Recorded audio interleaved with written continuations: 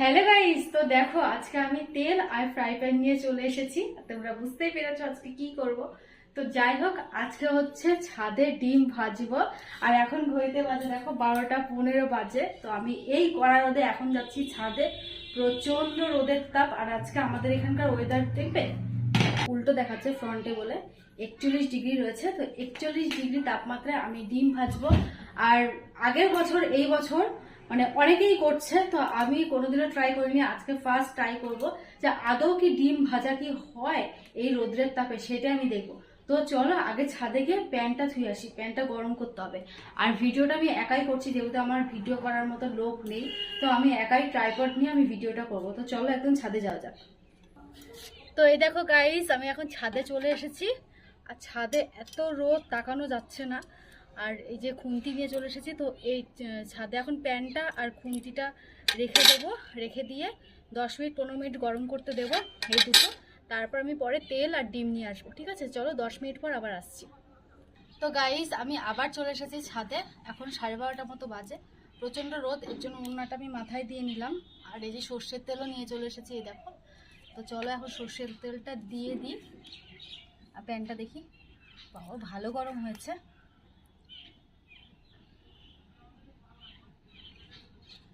সর্ষের তেলটা দিয়ে দিলাম আর দিয়ে একটু মাখিয়ে দিয়ে যাবো। প্রচণ্ড গরম, চিন্তিতে হাত দেওয়া যাচ্ছে না।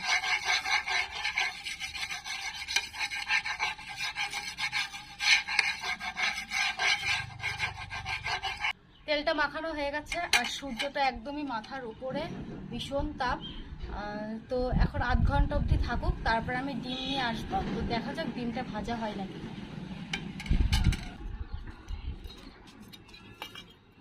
গাইস, আমি আবার চলে আসলাম আধ ঘন্টা পর।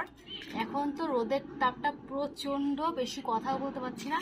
এই দেখো একটা ডিম নিয়ে এসেছি, আর এই দেখো এখানে লবণ নিয়ে এসেছি। তো তেলটা ভালোই গরম হয়ে এসছে, দেখি তেলটা হালকা আধ ঘন্টা ধরে তোমার বসিয়েছি। প্যানটা যেরকম গরম হয়েছে তেলটা কিন্তু সেরকম গরম হয়নি। তো দেখা যাক, ডিমটা ফাটিয়ে দিই।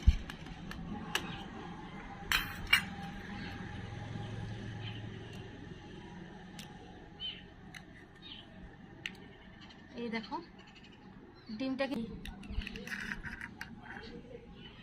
এদিকে চলে যাচ্ছে। তো এভাবেই থাক, যেভাবে হবে হবে। আর কুসুমটা দেখলে এলোমেলো হয়ে গেল। আর এর মধ্যে আমি একটু লবণ দেবো, কারণ লবণ ছাড়া তো ডিম হবেই না, একদম খেতে ভালো লাগবে না, কারণ এটা যেহেতু আমরা টেস্ট করব। তো দেখো লবণটা দিয়ে দিলাম। আর রোদ্রের তাপে তো থাকা যায় না, আমাদের ঘরে মানে আমাদের বাড়িতে চিলে কোঠাও নেই যে চিলে কোঠায় বসে থাকবো, একদম নিচে চলে যেতে হচ্ছে বারবার করে। তো আমি আধ ঘন্টা পর বা 1 ঘন্টা পর এসে দেখবো ডিমটা আদৌ হয়েছে কিনা, যে রোদের তাপে কি আদৌ ডিম ভাজা হয় কিনা, সেটাই আমি দেখবো। তো চলো আবার আধ ঘন্টা নাহলে 1 ঘন্টা পর আবার আসছি। এখন দেখো বাজে 14টা 33, মানে 2:30 বাজে। আর এখন রয়েছে 42 ডিগ্রি। তো আমি এখন যাব ছাদে, ছাদে গিয়ে দেখবো ডিমটার কি পরিস্থিতি। তো এখন আবার ছাদে যাচ্ছি, দেখবো কি পরিস্থিতি হয়েছে, আদৌ কি ডিম ভাজা হলো কি না।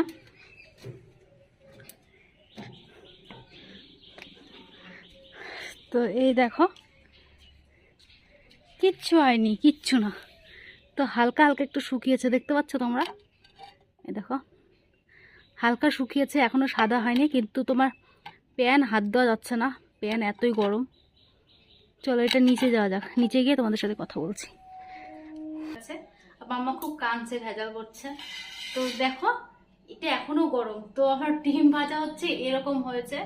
তো আমি জানি না, সবাই দেখায় ডিমটা কি সুন্দর করে ভাজা হয়েছে, সাদা হয়েছে, কিন্তু আমার মনে হচ্ছে একটুকু হয়নি। তো এই জায়গাটা একটু ভারী ভারী হয়েছে, তোমাদের তুলে দেখাই। এই দেখো জাস্ট এই জায়গাটায় যে হলুদ পোর্শন জায়গাটা একটু ভারী ভারী হয়েছে, এই যেরকম। বাট ডিম ভাজা তো হয়নি, আমার একটা গোটা ডিমই নষ্ট হলো। জাস্ট আমি ট্রাই করলাম যে আদৌ কি ডিম ভাজা যায় নাকি রোদের তাপে। তো রোদের তাপে যদি ডিম ভাজা যেত তাহলে তো গ্যাস তো অনেকই সঞ্চয় হতো। এটা একদম ফালতু কথা যে রোদের তাপে ডিম ভাজা হয়, কোনো কিছুই ভাজা মানে একদম ফালতু কথা। তো এইটাই দেখার ছিল আর তোমাদের সাথে শেয়ার করলাম। তো কেমন লাগলো আজকের ভিডিওটা তোমরা অবশ্যই কমেন্টে জানাবে। তো